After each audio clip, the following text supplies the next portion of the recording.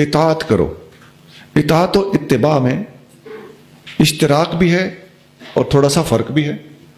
یہ ایک دوسرے کے معنی میں بھی استعمال ہوتے رہتے ہیں،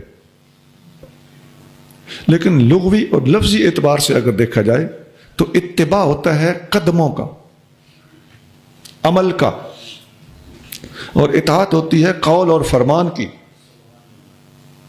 پچھلی آیت میں تھا فاتبعونی، میرے پیچھے پیچھے چلتے آؤ، اور یہاں ہے اطیعوا اللہ و اطیعوا الرسول، اللہ اس کے رسول کے احکام کو مانو، اطاعت کرو.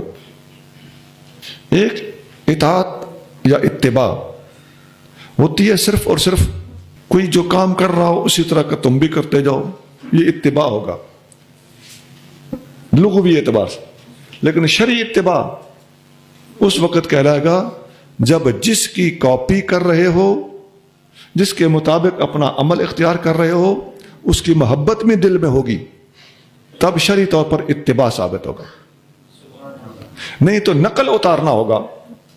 محبت ہوگی تو اتباع ہے، محبت نہیں ہے تو نقلیں تو باندر بھی اتار